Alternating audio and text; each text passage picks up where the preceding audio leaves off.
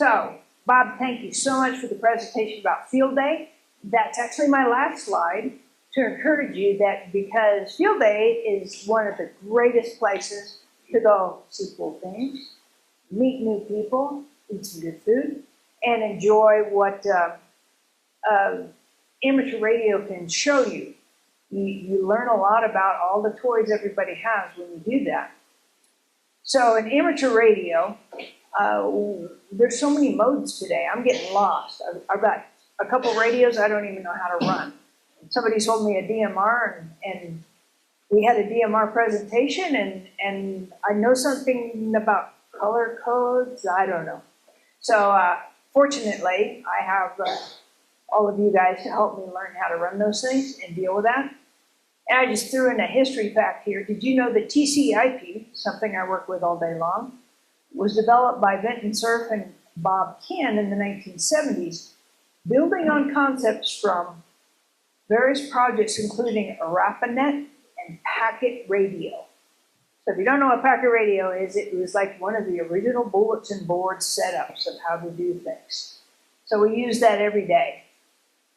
I took my basic material from the ARRL, Amateur Radio Relay League's Public Service Handbook. It was originally published in 2012 when I went looking at their website. They don't have it in print anymore, although they have a Kindle edition. Well, funny about that, Kindle doesn't have that offered for me to buy. Because then I was going to be able to steal stuff out of the Kindle and use that for the presentation. You can still find them out on eBay and even on Amazon as used copies. It is, I should have brought it with me, it is a, what did I say, 300 pages? Pretty much 300 pages. If you're going to go into emergency management as a full-time profession, that would be an excellent resource to understand what you could bring in to be able to use. And of course, you can't read this, but it shows, there's where I put my detail, 300 pages.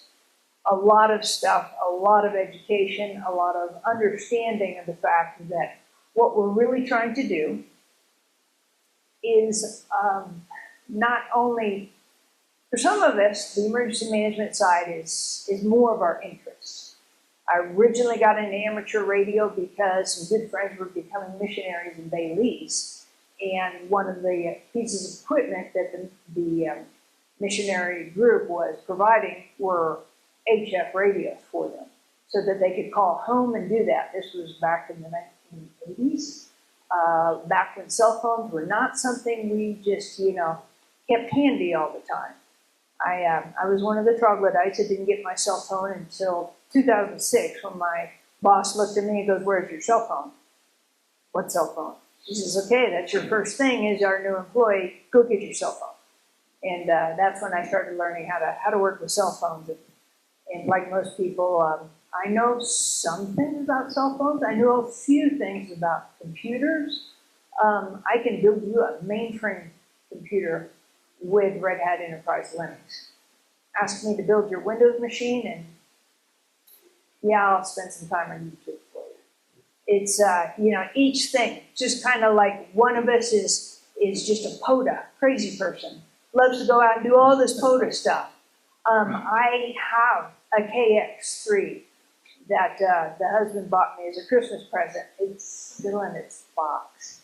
Because the last radio I had, I actually burned up because I don't know enough about electricity. So I'm really cautious not to touch that precious device. But we also have a buddy pole. And he set me up with a, I don't know what it is, but I just grab it and he put it on PVCs and I set it out and hook it up to his mobile rig, which lives in the house. And John tells me that when I do check into the net, I'm full quiet if I use that antenna, as opposed to the little mag mount on the file cabinet in the office. So many different ways to transmit, learn things, get on the air, talk to folks. We have so many different choices with handhelds. But the important thing is are you interested in helping your community? Do you watch too many movies about Armageddon and how we're all going to die? Or have you seen the the latest thoughts that if, North Korea could fly balloons over like China did, but they all had nuclear warheads on it, we'd all suffer an EMP. Have I put my favorite radio and know how to use it, put it in a trash can I just put cardboard, maybe in Faraday cage, so that my radios don't get wiped out by the EMP. Sometimes I used to think about that and wonder. And then my sister-in-law gave me a really simple answer. She's like, well, what are you worried about? We live in Colorado Springs. We'll be one of the first places to move. And I was like, okay, I'll be a piece of glass slag. Maybe I don't have to figure out how to be a survivalist. But I do think about, what about all the people that do need help and do want us to help them? This is our hobby, and this is, how we're going to do this. So we have to go do our VE exams. We have to get our license. We have to, deal with the regulations that the Federal Communications Commission gives us and all that. But more importantly, how many of you are ARRL members? I'm very thankful that they do the lobbying against Congress. I just noticed on my news on my front page of my website at the place I work that they're trying to figure out if they can sell off more frequencies. And the military, of course, is screaming because a lot of those 3 gigahertz or whatever it is are kind of important to military communications. And of course, the commercial people want more of that bandwidth so they can use it for their cell phones, for their 5G, for their other stuff. So much technology out there, you can, obviously get lost. But what I would like to, try and bring to you tonight, help you understand, is that we're dealing with multiple agencies that would love to have your help. We work to not only do these type of things, look at it. So,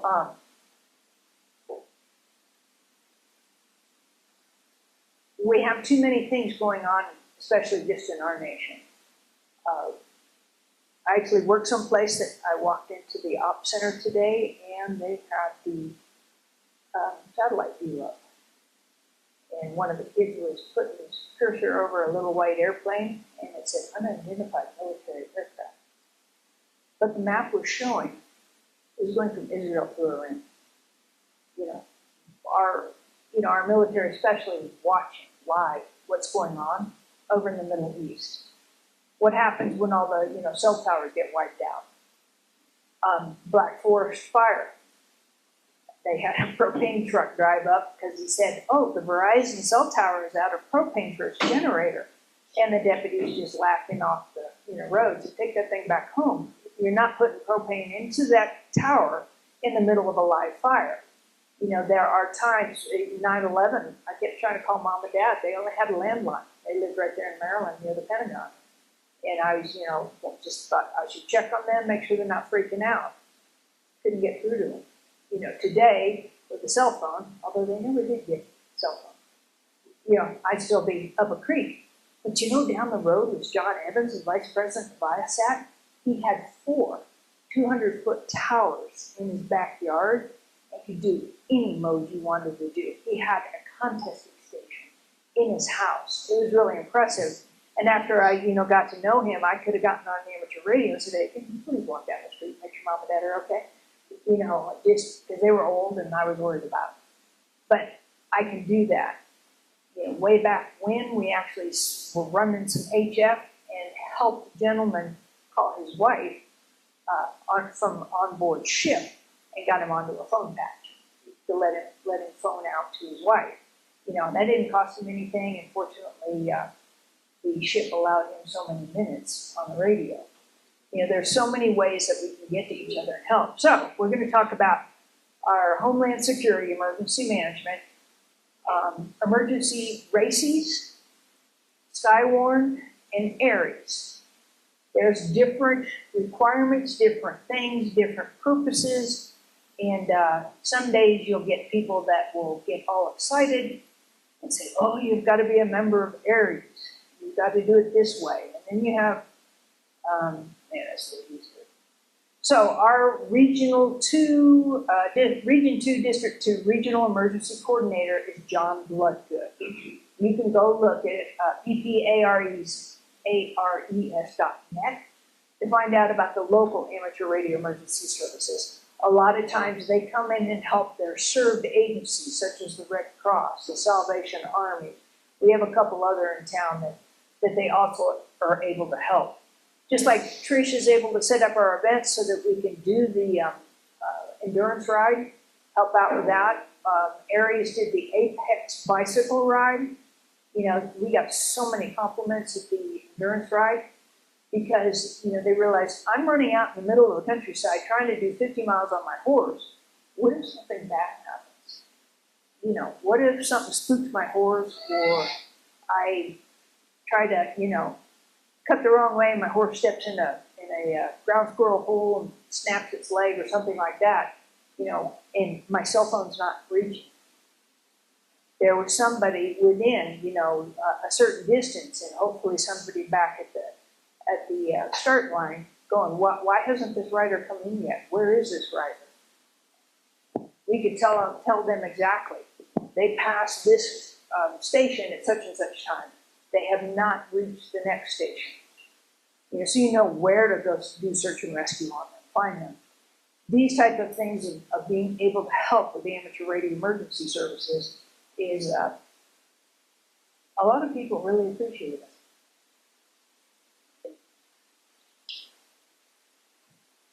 So what else did I say? So the amateur radio emergency service does ask you to be an ARRL member. What haven't I said? So obviously you have to be a licensed amateur radio operator. They would like you to, I read it backwards. Regardless of your membership in the ARRL, they do, obviously you just need the amateur radio license so you're allowed to operate on the frequencies needed. If you can be a member of ARRL, I think they're a great resource myself. That's helpful, but you don't necessarily have to belong to them. And they come around and help with so many other things. But the fun thing is what they love to tell you. Somebody trademarked that phrase. When all else fails, your ham radio operators are the ones who can get through it. One of the beauties of belonging to ARRL is I get to go in on their website and get things that would, you know, resources to help me, preparedness guides, things like that. But better yet are some of the news articles. The ARRL assisted with Katrina. A lot of operators, I was living in Texas at the time, a lot of operators out of Texas put in, you know, for paid time off and went to New Orleans to help with that. A couple more things happened, and by the time we got to the huge hurricane that pretty much just kind of cleaned off all of Puerto Rico, the ARRL had already gotten a bright idea, and they had, I don't know how many, but they had these mobile trailers for a mobile repeater. And I think the U.S. Navy just loaded them all aboard ship, took them down to Puerto Rico, and deployed them all the way across Puerto Rico so they could reestablish communications, because they had lost most of their infrastructure. And that was a really interesting article to read, ARRL. And certain groups, what is it, the Emergency Team 1 or something, usually stations out of Texas, will get sent off to these places, especially earthquakes and things like that. They, a lot of them have search and rescue dogs, and they're trained in the incident command system to be able to go help with that. Get into that one. Getting ahead of myself. So you have the amateur radio emergency service, but then you have the radio amateur civil emergency service. The difference is this is a fully dictated government entity. To belong to RACES, you have to be registered with and qualified with some government entity. I can be activated as RACES because I have already had my background check done. I belong to the Pikes Peak Regional Office of Emergency Management, and they already have my credentials lined out. Actually, my ID card's out in the car. But the idea being that RACES, we hope it's never activated, because that means the federal government has decided all amateur radio bands should be shut down, only RACES.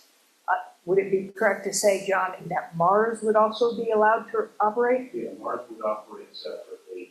But RACES would also facilitate, yeah. So Mars has their own unique frequencies that are allowed. RACES would be amateur radio operators who could work on all the bands, but supposedly because we're licensed, but in reality, I can go into our radio room at the Office of Emergency Management, and if I have an extra license in that room with me, I can be supervised to operate as an extra class if I had to. But I have a general class, so I can get to most everything. If I really need my Morse code, extra class would give me some extra bandwidth there is. No, I don't, but I could get through a lot more things with Morse code. Just like the reality that when you do have an emergency or something like that, your cell phones will get overloaded. You know, the bandwidth will get just totally eaten up by it. You'll be able to send a text easier than you'll be able to send a cell phone call. So you start with text to reach whoever it is you need to reach. And also, another part of being prepared is that preparing your family would be to have a person who is out of state, because a lot of times you can make an out-of-state phone call easier than you can make a cross-town phone call. So your family, you know, if you have a lot of kids, wife, kids, and all that, you have them all call, you know, Aunt Phoebe, who lives out someplace else, and then she will know your disposition, your status, where you're at. And you might be able to make that call easier than you can to call across town because all the cell phones are busy.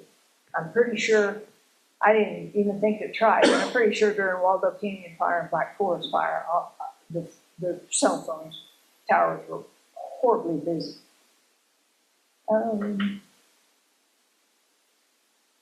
So RACES is, you know, I'm big dog, top of the line, the government knows who I am. No, RACES is something that the government worries about.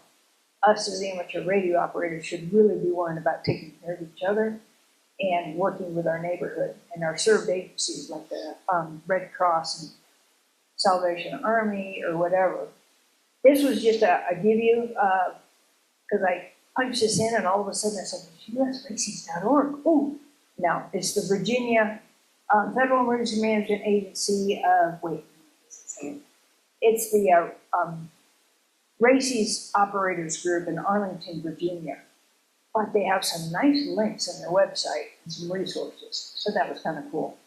Another thing amateur radio operators can do, these are strange people because they like to do things like chase tornadoes. But I've done the Skywarns storm spotters training multiple times. And they always have cool videos, and some of them have been updated videos of horrible things that tornadoes can do, what kind of clouds will look like. You know, unfortunately, I had, unfortunate for my coworker, he all of a sudden texts me and says, oh my gosh, I just got the, you know, stay in place warning. And I'm like, what, you got an active shooter on your 80 acres out in Rush? What the hell? And then later he told me, no, they were seeing funnel clouds. But me and the wife and the two kids went and hid in a safe spot in our house. So we didn't actually see it, but the neighbor went out and took videos of it. You know, some of your storm spotters, what's the movie, The Storm or something, where the crazy people are trying to put their detection devices. Yeah. Time warning teaches you not to chase only the spot. Yes. And it's great because now, you know, I know how to be useful when after this training, I know how to be useful if I call in, you know, oh my gosh, I've got, you know, baseball sized hail. No, do you really have it? Or is it, looks like 4-inch in diameter hail? Or it is, it used to be, you know, dime size, quarter size, half-dollar size hail. Or, you know, in my kit, I usually have a ruler so that I know how to measure it. But in the Skywarn class, just as John just said, doesn't teach you to go be one of those storm chasers. Those are more along in the meteorologist's lane. The Skywarn tries to teach us how to help because they know we're going to be able to communicate, and if with a little bit of training, we can actually be descriptive when we call in. Oh my God, it's hailing. No, that's not what you mean. You know, this is such and such, you know, I'm getting this much hail. It's this time of day on the 16th, and I'm seeing, you know, quarter-size hail at this location. So that they have an idea, because a lot of times they can watch radar, but the actual spotter can give them, you know, on the spot real data that their radar's not giving them. And of course, we go to the National Weather Service. One of the things that the storm spotters really didn't help, it didn't really help me a lot, was bomb cyclone. And I listened to the radio and paid attention to the news media and stayed home. And turned my radio on, and it was very interesting. We were getting, the four-wheeler club was trying to help because they felt like their big giant wheel Jeeps could go places and do things. Well, they were going out and saving people. And one guy said, oh man, I noticed some blinking lights and I realized it was a Cadillac slid off the road. He said, so I scrambled down and opened up the door, and here's this lady, and she's in her dress, hose, and high heels, and a jacket. And I'm like, ma'am, did you not know? Well, you know, I thought because of the storm, I should go to the grocery store. And he's like, in high heels and stockings? You just don't go outside without proper, you know, dress. And I'm going, okay, he was talking to my grandma. So, you know, you realize sometimes things, it was great because a lot of us were on the radio, and I think Sid was doing a lot of the net control and making sure these four-wheelers were getting the help they needed. I ended up, I added some URLs here for you to go look at the reports on this bomb cyclone. It was impressive to see all that. One known fatality occurred when the trooper got run over because the person couldn't see him going down the road. But one of the things we did do was after this bomb cyclone, we stood up the CERT to run a call center because people wanted to know where their car was. You know, you have a lot of first responders were out on the road trying to pull people out of their cars so they wouldn't freeze to death. You had the four-wheelers helping the first responders get people out of their cars. And then the people afterwards are like, where's my car? Well, in a lot of places, the plows needed to be able to let fire trucks and ambulances get through, so they simply just pushed it off the road. I'm sure some of the tow truck people were able to come back and pull some of those cars out and put them in a parking lot. So, you know, there were various places that we were informing them to inquire of to see if they could find their car. But you're really wondering. Someplace like Colorado, where in Texas we used to make the joke, if you don't like the weather, just wait, it'll change. You know, you can have all 4 seasons in one day in Colorado. That's a little bit more active here. So being proactive and knowing how to look at things and pay attention to the weather is kind of important. Something that happened in 2016, I actually sat and listened to Robert Wareham give his description of the fact that, you know, we're going to stand up the Colorado Auxiliary Communications Group. And that particular meeting was kind of fraught with a lot of people complaining because he was trying to make some serious dictates. He was a lawyer. And then, interestingly enough, in 2020, the Department of Homeland Security and Emergency Management totally embraced the Colorado Auxiliary Emergency Communication Unit Administration Plan. And that's when we now had OXCOM. Well, I signed up to take the class, and Emmett Hurdle Freak, I need his name in front of me to see it because it's four syllables. He got me signed up, he got me registered, and it was all online. This was during the COVID era. And all of my teachers were from all over the nation. And they were all either Department of Homeland Security or AT&T or FEMA people teaching us what this has all become. This is now a Department of Homeland Security administrative type process, and it's not just Colorado. But I gave you a colorado.gov URL to go look at OXCOM and see that. It was really interesting. They not only had, this is what we're going to do, this is how it is, please go take these classes, and you know, here's how we employ this type of administration plan. You know, one guy talked about some big event they had out in California and how they had had to put a emergency or a mobile repeater up at a gas station or something like that in order for all the first responders to know, you know, to be able to send communications out when they weren't sure if the cell tower was going to reach whatever area it was. There were a lot of stories, and it was really interesting about how they were able to bring together not just amateur radio, but trunk systems. And the AT&T guy knew how to set things up, and that you have the, I didn't put that in here, the, you can join, if you are part of first responders or whatever, you can join the government's first net or something. And the first net allows you to have access to cell phone capability when the cell phones are all being shut down, or the towers are being overwhelmed, or they're being restricted to only first net usage.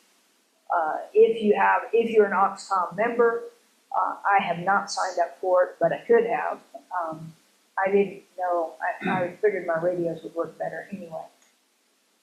So you can apply to the Colorado OXCOM. You need to do the FEMA Online Incident Command System courses, IS 100, IS 200, 700, and 800. You can become part of, have login capabilities to the Colorado Train website. And in my case, I just threw the certificate at them because my particular job makes me take my OPSEC awareness training. The co-train for Colorado, oh, I'm going to go ahead and jump ahead since I'm talking about it. The co-train, to become a member of the Special Communications Unit and CERT through the Office of Emergency Management, oh wait, and OXCOM, I had to register with the Colorado Volunteer Mobilizer because they manage the Colorado Bureau of Investigation, requests to do my background check. They then keep me registered so that they know who I am and all those good things. You know, if I come up on CBI, the CBI radar, then of course they start revoking all of these privileges I have. But the best part was the co-train. I got some really interesting classes out of that. I actually did not know what a Trunk 800 system was or how it worked. But fortunately, I'd had that class through co-train, and all of a sudden it made complete sense to me when I got to help the Special Communications Unit hand out the Colorado Springs cache of radios to the firefighters coming in for the Hanover fire. You know, when you have firefighters come from Boulder, firefighters come from Montana or whatever, their Trunk 800 radios are absolutely fabulous for their dispatcher to know exactly where they are. It watches everywhere they go, and these things keep trying to phone home to their home, which means if they came down here, they trash out our 800 system because all those radios are trying to phone home to all the places they live in. So we'd look at the firefighter and say, please set your personal radio to simplex so you can talk to your team, and who's your team lead? He gets to have the radio where he can get back and talk to the incident commander. That's where we talk about Pikes Peak Regional Emergency Management.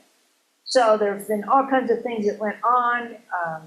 It used to be, it was El Paso County Emergency Management. No, I'm sorry, El Paso County Sheriff's Office of Emergency Management.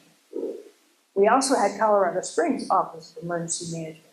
When you look around the nation, everybody only has an Office of Emergency Management for their county. Yes, I guess this El Paso County area is rich to have two of them, I don't know. But eventually the city and the government and all that came together and they created the Pikes Peak Region Office of Emergency Management. The sheriff office still has its own communication unit called MOCOM, the Mobile Command Post, but that's mostly to run their big giant 55-foot bus that can set up communications. I don't even know if they still have amateur radios in it. They have one amateur radio in it. Yeah, so they have one amateur radio in it, but they've got hotspots, whole office facilities, and they're able to support their deputies. During the Planned Parenthood shooting, Mark Bully was the director and supervisor of the Mobile Command Post. He got it down there. That was January, February. It was really cold. And he said at one point he counted 27 people in his 55-foot, basically as a mobile home converted into a radio office communications platform. They said, 27 people from, ATF, DHS, all those different agencies that, CBI, FBI, all of these different agencies that came in. And he said they all were pretty nice, were pretty nice to him because he'd let them come in someplace so they could warm up. Plus the MOCOM has a little tiny kitchenette and a portable toilet and a coffee maker to do that. So you'll find that your amateur radio skills could be in demand depending on what agency. In this town, we do almost everything through the Pikes Peak Regional Emergency Management and areas. But I belong to both the Community Emergency Response Team, and probably a third of them are amateur radio operators. Active, yeah. And then, of course, the Special Communications Unit is all active. We have our own radio room. It's a great group to belong to because they want to teach you how to play with their radios, because that's what's in the room and that's how they do it. And they have regular trainings, and we try to participate in various different things. Since Search and Rescue got their own repeater, we no longer get to play with the Pikes Peak hill climb and ascent.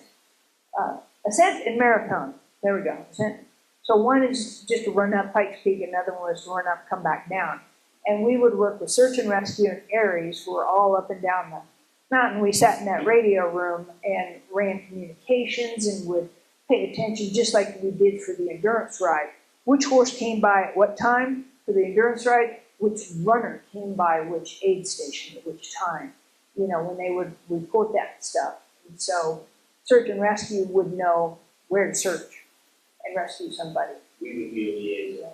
Aries could talk to Aries, Search and Rescue could talk to Search and Rescue, we could talk to both.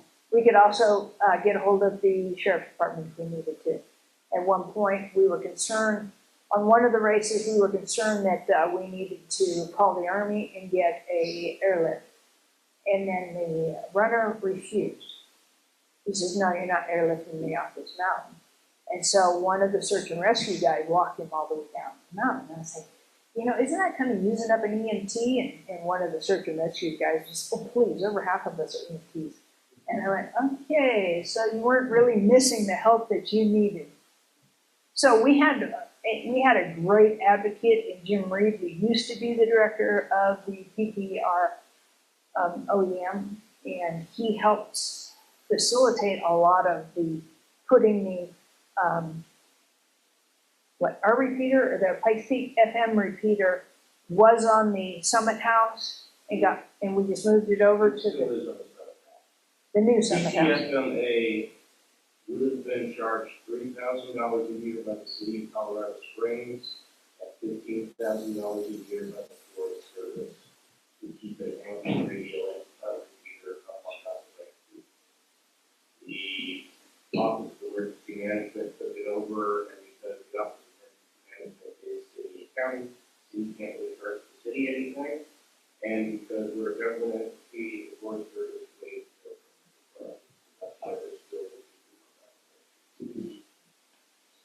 Okay, I already told you about that. So, in the world of what would I think I might like to be able to help with in emergency management, since 9/11, FEMA's really become active, and we now have the National Incident Management System. And today, when there's Waldo Canyon, Black Forest, we didn't get did we get a level 1 incident commander for Hanover Fire? We did. Waldo Canyon and Black Forest became so big that they brought a government incident commander in to make sure everybody was doing things that the NIMS system will teach you. That's why most of these groups will ask you to take the ICS 100, 200, 700, 800. If you have the chance to take the 300, I haven't tried to find a 400 yet, but I took the 300 and I didn't get in on the classes here in town, but I knew I needed to add it to my repertoire. I ended up signing up for a class in Denver, and I'm thinking I might have gotten more exposure because we had people from hospitals, we had the Department of Transportation, we had, Aurora Police and Denver Police, and all these people, and they were, not only would they explain this is how it's supposed to work, but then they forced us through several scenarios of what are you going to do? How are you going to handle this? And I realized, wow, let me just run your radio for you and I'll pass your messages. Because I was like, whoa, there's a lot of things you have to keep track of. Like if you have a really bad, a tractor trailer or something crash on the freeway up there, and all of a sudden the cops going, we got to get this. We have to have Department of Transportation to bring up the signs that tell you not to drive that way. People to do this and this, and I was like, there's way too many moving parts. I had the same experience when I took the RADO class. So I took the OXCOM class, and then the next step is you take your RADO. That's a radio operator class that brings you to a level where you can be qualified to go on to a large incident 1 fire. And to become a RADO, you have to fill out a full task book. In this job I'm in now, or I was in, they kept shipping me overseas, and now they if it breaks, you got to stay here, however long it takes to get it fixed, because of the systems I work on now. I really haven't been able to go volunteer to go anywhere in the country to be able to get that task book filled out. Of course, the consequence is, as soon as they get the task book filled out, then they're going to go, hey, you need to come over here. Oh, wait, come over here and do this. And you get paid a pittance. You get fed and you get housed, but obviously, you're doing a lot of it on your own dime to be able to do that stuff. And I don't know if I really want to chase that. Would that really be interesting to sit around and watch about a bunch of sweaty, stinky firefighters, come in and out off the line? But definitely, it was something that they need. They need in the system of the National Incident Management System. You have what's called a COM-L, a communications lead. So he has to know what all the systems are, how the truncated how to work, where he's going to get his extra cache of radios, what frequencies he needs to lay out for us to do this. When I actually went to La Junta and did the RADO training, and it was a lot of scenarios. propane truck drove into the such and such on the fairgrounds and it knocked the gas line over and everything caught on fire. How do we, can we bring the firemen in? Can we bring this in? Is anybody injured? Have we gotten people to ambulances? Is the hospital going to do that? And I was like, okay, there's a lot to figure out, but I've had exposure to what really is going to need to go on. When you're in a situation where the whole town is flooding, and one of the scenarios was the whole town is flooding, who's going to get the old people out of the nursing home? Because it's, within an hour, that river is going to flood the nursing home. Who's going to do this? These were the type of things that happened in Katrina. And the national, incident, the NIM system got stood up because of a lot of the lessons learned. Actually, I'm also a member of the FBI's InfraGuard, and I sat and listened one day to one of the, I think it was the fire chief in Las Vegas, describing all the consequences of what they tried to figure out after that shooter shot up 50 people, 50-something people. And he said, one of the biggest pains was the lost and found. People just dropped everything and ran away. And then they came back, where's my purse? It has all my stuff in it so I can fly home.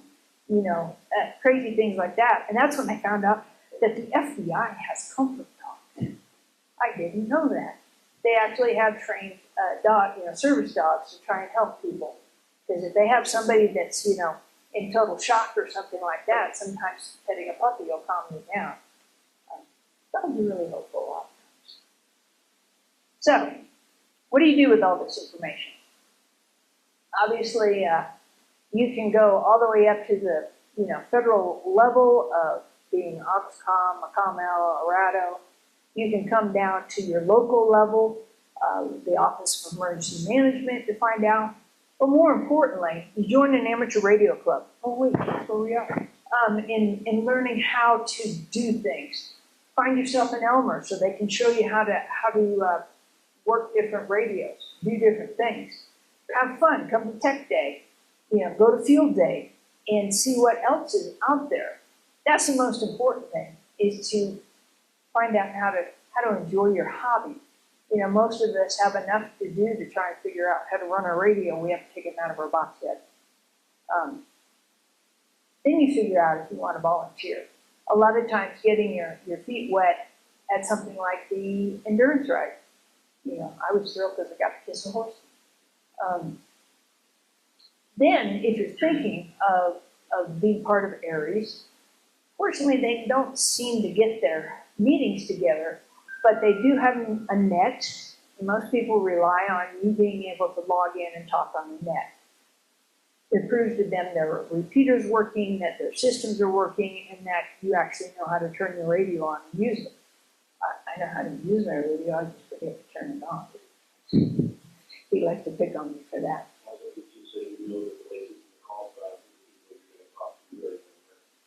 And I was a member of the Brazos Valley Amateur Radio Emergency Service.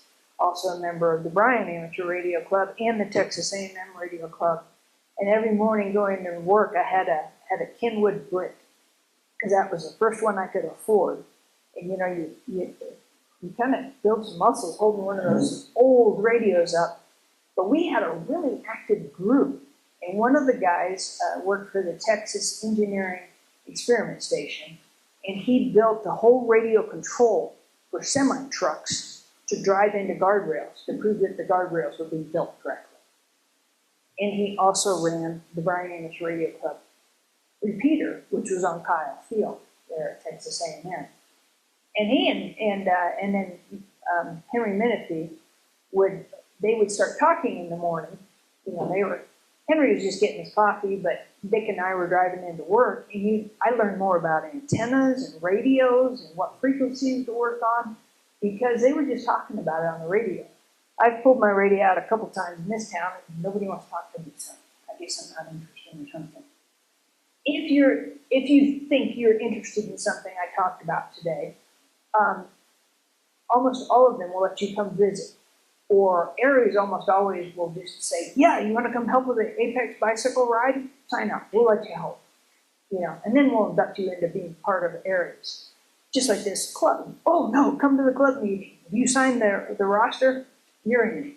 You know, most of your amateur radio operators are aware of the fact that if we don't recruit, if we don't bring youngsters in, we're not going to keep this hobby going. And not enough of us will join ARRL, so their legislative lobbyists can keep going and making sure we keep the frequencies we've got already. So I'm a member of the Special Communications Unit. I'm not going to bore you with that 3-minute radio. It was KRDO that did the interview. At any rate, we had field day at the Special Communications Unit, and for some reason they left my face on that thing, even though I only said about 3 sentences through the whole thing. But it's the office is using that because it's really gives you an idea of the full things that we're concerned about specifically for El Paso County. And one of the things we used to do as a Special Communications Unit was go drive your big MOCOM around. Yep, and there I talked about field day. We would drive the MOCOM around places in the county, and you'd find out there were certain things that were dead spots. Certain places like Simla, we had the MOCOM set up, and we were trying to get back into the Office of Emergency Management radio room with various modes of communication. And I just sat there playing with my little 2-meter, and I finally found a high spot in town and got into the office. I had just 5 watts, but the repeater could hear me.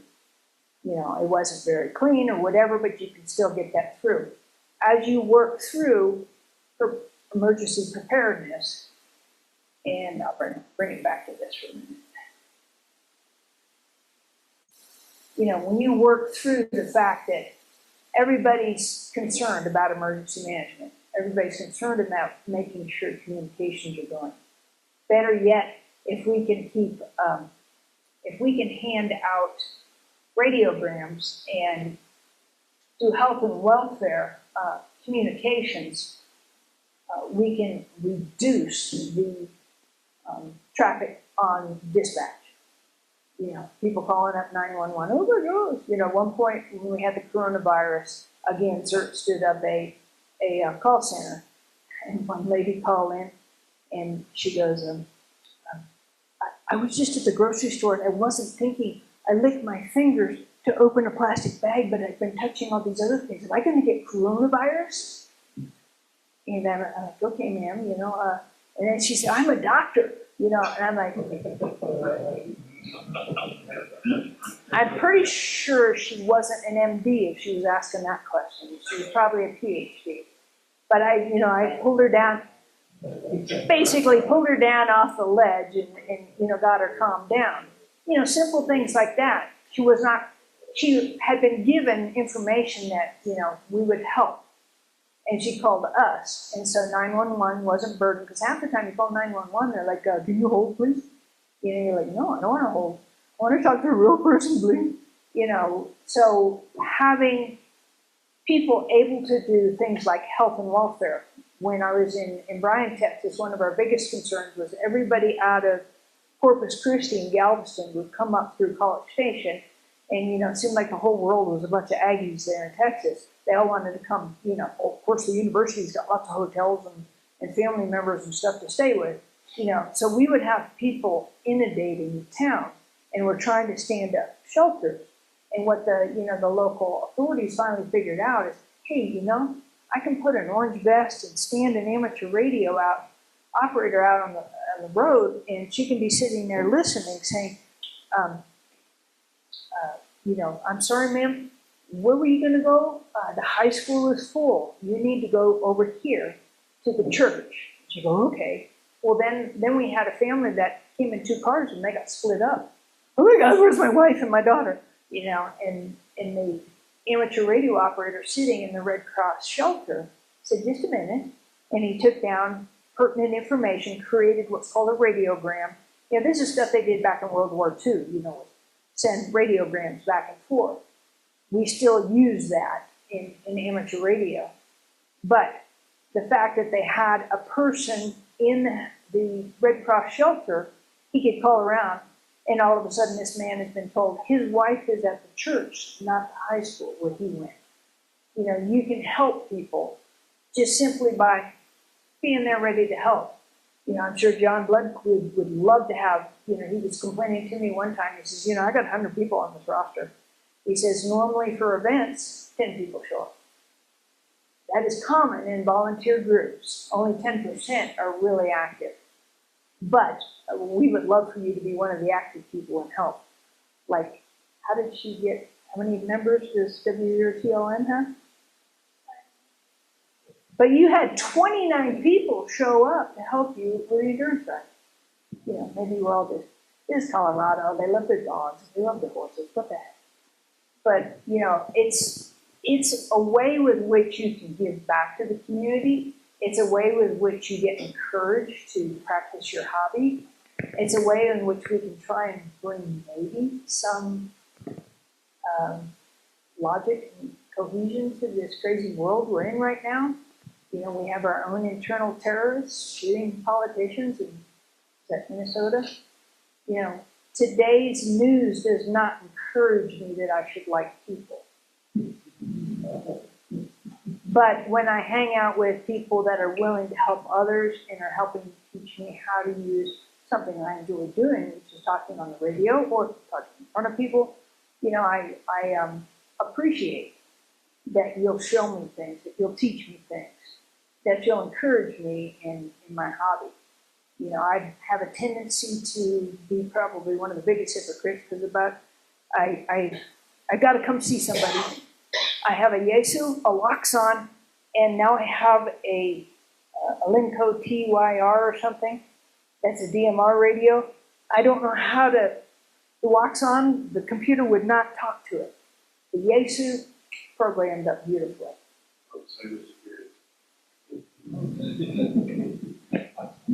Actually, who was it?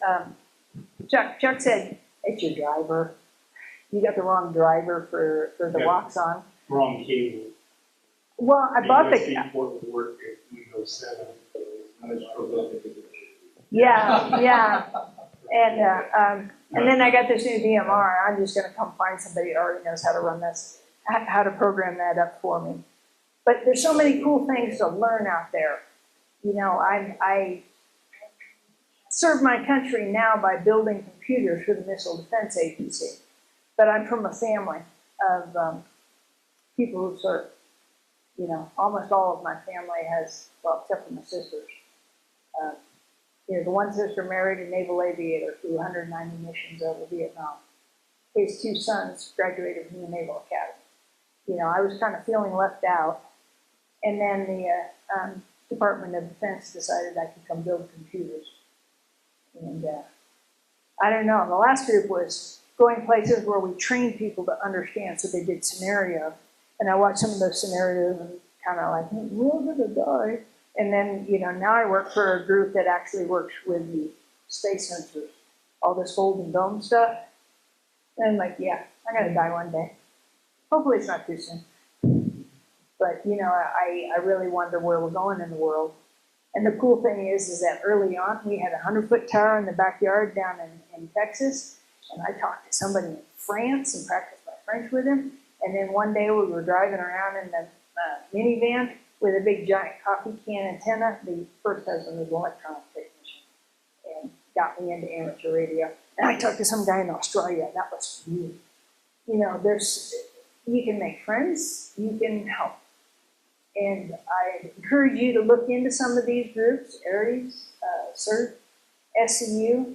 The CERT training is lots of fun. I'll teach you how to do first aid, how to do cribbing, get people out of crashed buildings, all that kind of stuff. And teach you that the most, just like the the sky-worn storm plotters, don't be a victim.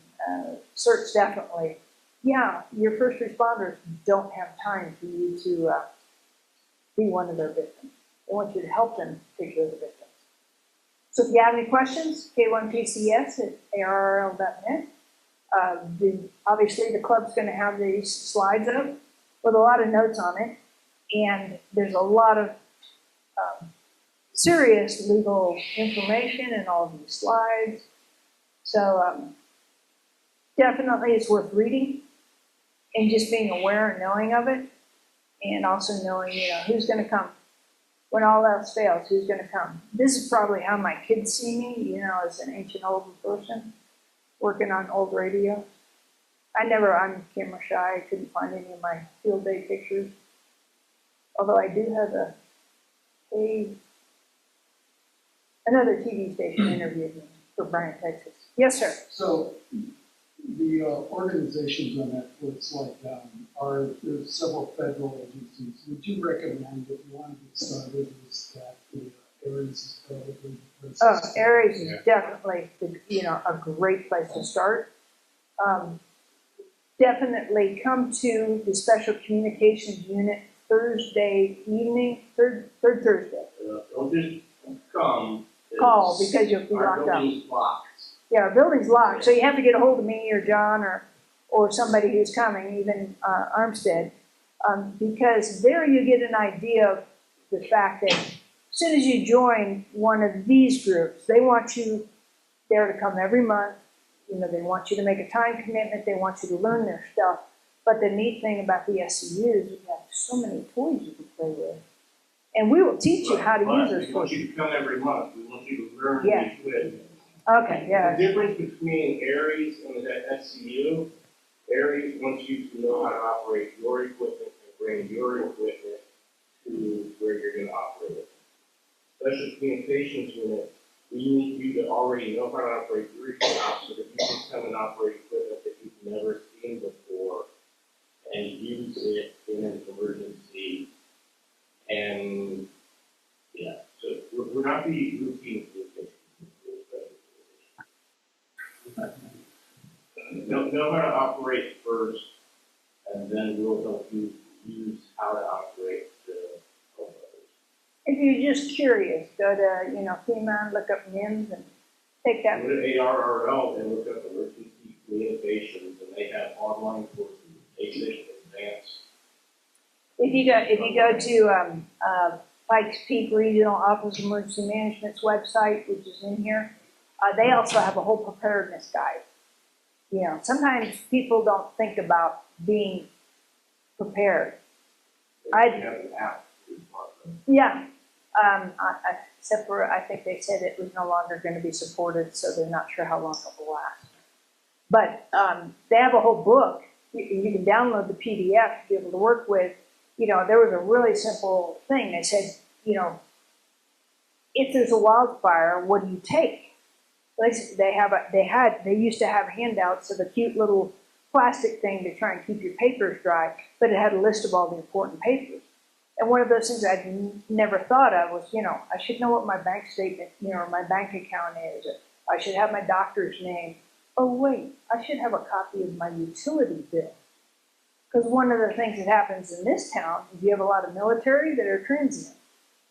And they're evacuated because of a wildfire. They want to go back in, and the deputy's going, why? Should I let you back into the neighborhood? It happened in Waldo Canyon. There was a lot of looting. So by the time Black Forest and the Hanover fire came, they were actually policing and keeping people out of neighborhoods unless they could prove they lived somewhere. And it just so happened, doesn't matter if you own the house or not, but if you show you're paying utilities at, this street number, then the deputy's like, oh, okay, so you're renting. Yeah, you're proving to me that you're spending money on utilities, so I guess I'll believe you. Those are silly little things like that these preparedness guides would help you with. Pretty sure I put that in here. And, things about how to take care of your family, how to make sure you have enough water. Something that I never really thought about was the, somewhere in there, but it's probably in the notes to get the preparedness guide. I never thought about the fact, can I get my cats in my cat carrier if I've got to evacuate? You ever tried to put a cat in a cat carrier that's too small? All 4 feet come out and you can't get them to go in. Little things like that. In this town, oh wait, it's Colorado. The Humane Society has a whole volunteer group that will come to a Red Cross shelter and stand up a pet shelter. You know, so that you can take your pets to a shelter. You know, one of the advantages to going to the Red Cross shelter is that usually you get to log in, so they know who you are in case they need to notify family, or you need to be able to prove that, you know, I really did get evacuated and I'm now in this situation. So it's never wrong. A lot of people will go register at the Red Cross station and then they'll go down the street and go to a hotel room. But they've now let authorities know. They're out, they're not in the house, you don't have to search for dead bodies in that house. You know, that type of things. That's in the, go to the Pikes Peak Office of Emergency Management, PPR OEM, and there's these boxes on the front page, and one of them is to get the preparedness guide. That's the very first place to start. Take care of yourself. Oh, no, wait, you're supposed to bring the radios first, that's what you just said. That is taken care of as well. That is. John Cashett is our director of the Special Communications Unit, and it's always interesting to listen to him because he's also a four-wheeler, and he talks about so many different modes that he gets up in the mountains. Oh, the cell phone doesn't work. Oh no, the amateur radio's not going somewhere. Oh wait, I have a mesh radio. No, I have HF in my cage, so I can talk to somebody in Texas and have them call 911 here in Colorado Springs. See, there you go. Have the right, you know.